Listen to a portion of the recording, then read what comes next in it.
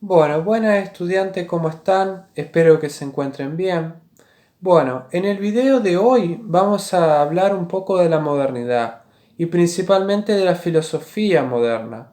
Seguro que ustedes a partir del video del profesor Dapelo estuvieron ahondando en torno a las problemáticas filosóficas de la modernidad.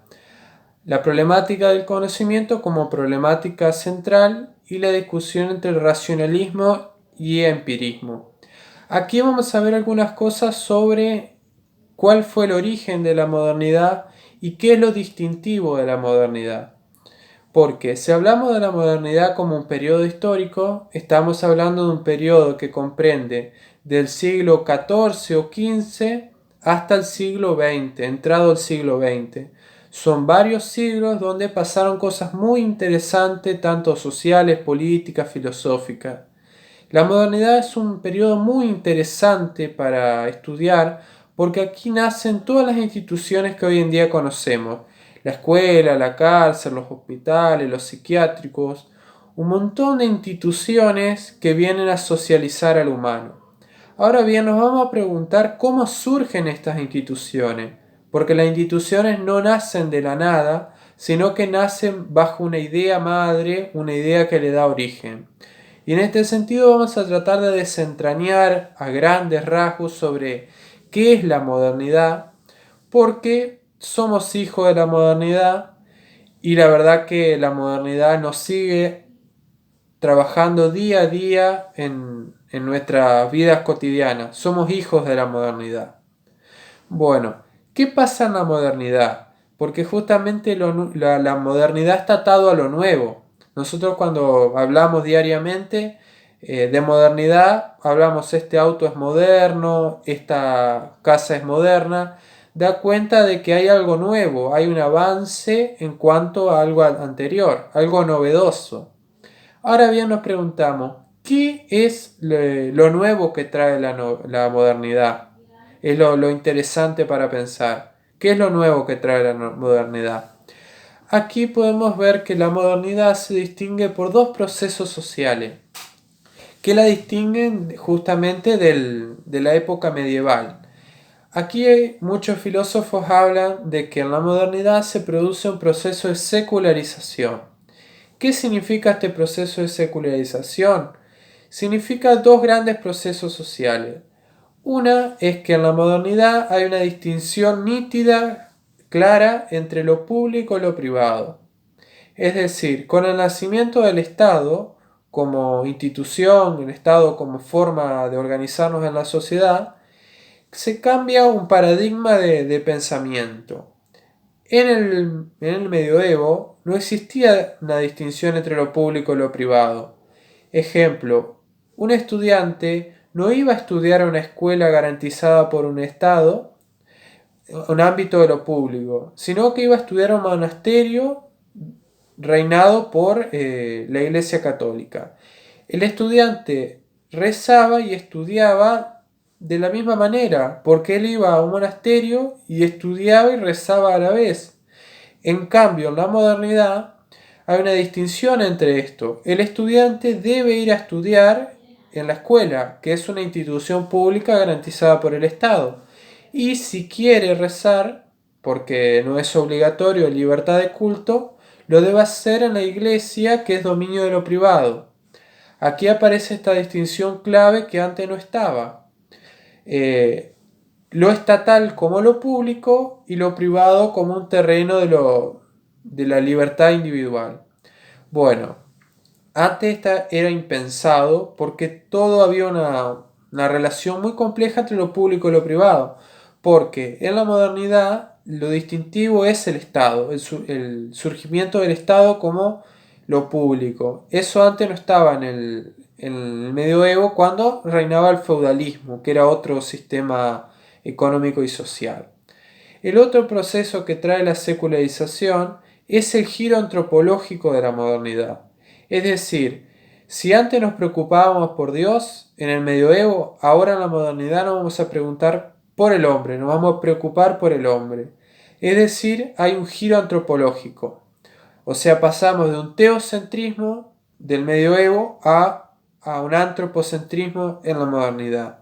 Acá justamente está la idea del cuidado del hombre, del cuidado del sujeto. Acá aparece la categoría de sujeto, del humano como sujeto, que es muy interesante porque va a posicionar al humano en un lugar central dentro del universo. El hombre, por su razón, puede conocerlo todo y por tanto se hace sujeto, o sea, ocupa un lugar central dentro de la realidad. Acá va a aparecer la problemática del cuidado del humano y la necesidad de educarlo, de cuidarlo, de sanarlo. Por tanto, nacen las instituciones encargadas de ello, la escuela, los hospitales. Hay un cuidado del humano. ¿Por qué? Porque ya dejamos de preocuparnos tanto por Dios y nos preocupamos por el humano. Por eso es el proceso de secularización.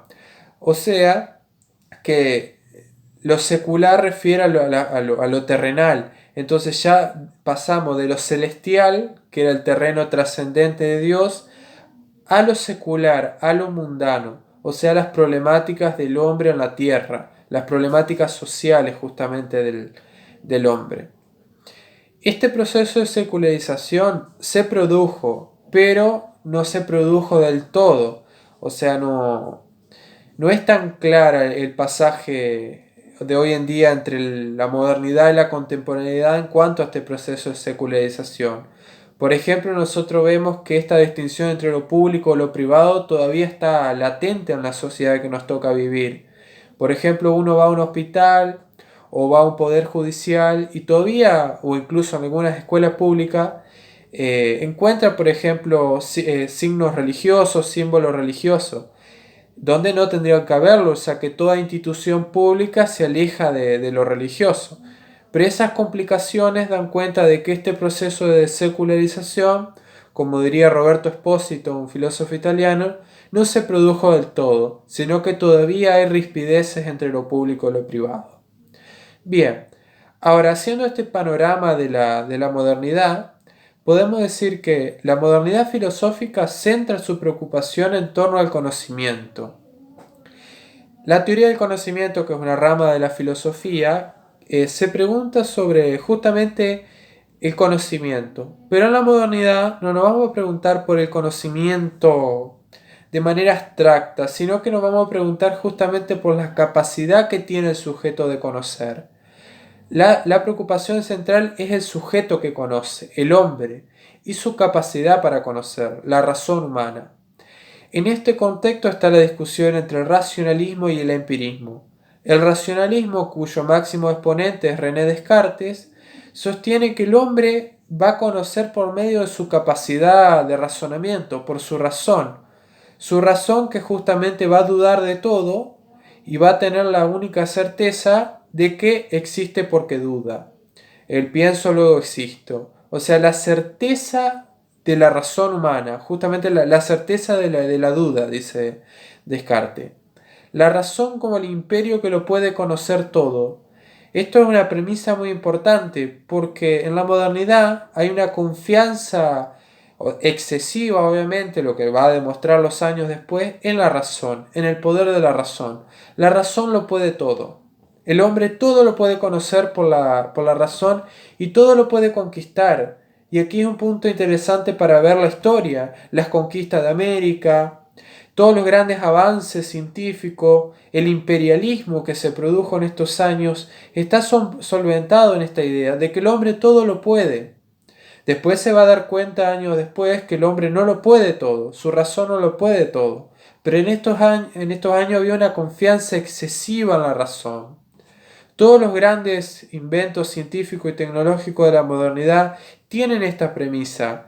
Incluso podemos ver que hasta como el avance exorbitante de la ciencia está anclado en esta idea. La búsqueda de conocer nuevos continentes, nuevos lugares, nuevas posibilidades de la mente humana.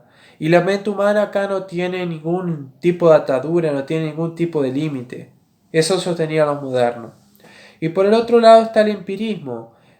cuyo máximo exponente es Hume, que sostiene justamente lo contrario del racionalismo, que sostiene que el hombre conoce por medio de sus sentidos, por medio de la experiencia. Ahí ya nos posicionamos desde otro lugar y ya hay una preponderancia sobre los sentidos, sobre la capacidad de los 5 sentidos del humano. Hay un filósofo que también es moderno, que se va a posicionar justamente en el medio de esta postura, que es Kant. Kant va a sostener una teoría del conocimiento donde la importancia está en la razón y en los sentidos. Sin embargo, en la modernidad hubo un triunfo mucho más grande del racionalismo por sobre el empirismo. Esta idea del racionalismo hasta hoy en día somos herederos y es la idea, la confianza de la razón humana, es la premisa que da lugar a todas las instituciones que vemos hoy en día. Todas las instituciones se fundamentan en esta idea de la razón, sobre el cuidado de la razón. Por ejemplo, la escuela educa para hacer un buen uso de la razón. Los hospitales psiquiátricos dan cuenta de un buen uso de la razón también desde otro lugar. Pero siempre la razón, la capacidad de razonar, es el centro del foco de la modernidad. O sea, hay muchas discusiones al respecto sobre la modernidad. Y un punto central es que es la categoría de razón. La razón como la razón humana, como este sujeto que todo lo puede conocer, como totalidad. Todo lo era la razón humana, llevada a su máximo esplendor, a su máxima conquista. La razón como totalidad. Acá también está la idea justamente de la universalidad de la razón. Todo lo puede hacer la razón. Todos podemos hacer uso público de la razón, dice Kant. O sea, todo sujeto debe hacer uso de su razón, de su capacidad de racionar. Y eso va a llegar justamente al progreso social, al progreso tecnológico, hasta el mismo Karl Marx, que es el pionero del comunismo, del socialismo, pensaba que la razón justamente iba a llegar a liberar a los pueblos de las opresiones, iba a lograr un nuevo modelo de sociedad donde no existan clases sociales y donde podamos estar bajo un imperio de la justicia social. Darwin creía también en el progreso de la razón. Muchos filósofos justamente ponían el foco en esto, en el imperio de la razón. Esto trajo muchas consecuencias, como yo dije, el imperialismo y muchas formas, el racismo, diría Foucault, que trae la modernidad, que trae este imperio de la razón. La modernidad, hay discusiones muy pertinentes en este punto sobre el poderío de la razón, y justamente podríamos decir que la modernidad, en palabras de Kant, centra en 3 preguntas clave. Una, ¿qué puedo conocer? O sea, del mundo, de la totalidad del universo, que es infinito para la modernidad. ¿Qué puedo conocer de esa infinitud del universo? Después, ¿qué debo hacer? La pregunta moral. Con mi razón, ¿qué debo hacer? ¿Cuál es mi deber como humano? ¿Cuál es mi deber? Después la pregunta sobre justamente de qué me es dado esperar, dice Kant. ¿Qué me es dado esperar del mundo? ¿Qué me es dado esperar de la otra persona? O sea, la pregunta ética y la pregunta por el conocimiento van atados, van de la mano en este punto. Porque la modernidad pensaba justamente de que se podía construir una ética universal, por ejemplo, donde todas las personas podían comportarse de igual manera a partir de la razón. Si todos hacemos uso de la razón, entendiendo que la razón nos va a llevar a algo bueno, todos nos vamos a comportar bien y vamos a llegar a una sociedad pacífica, pensaba Kant, por ejemplo. Después nos vamos a dar cuenta que la razón tiene monstruos también, nos conducen a monstruos la razón. Pero en ese tiempo todavía no se pensaba en eso. Y justamente la modernidad sostiene que el hombre ya no se debe pensar como el compuesto de alma y cuerpo como pensaban los antiguos y los medievales, sino que hay que apostar por uno o por otro. O nos quedamos en el alma, como sostienen los racionalistas, o nos quedamos en el cuerpo, como sostienen los empiristas. Esa es la discusión de fondo en torno al humano. Pero principalmente el hombre en la modernidad es su razón, es su capacidad de razonar.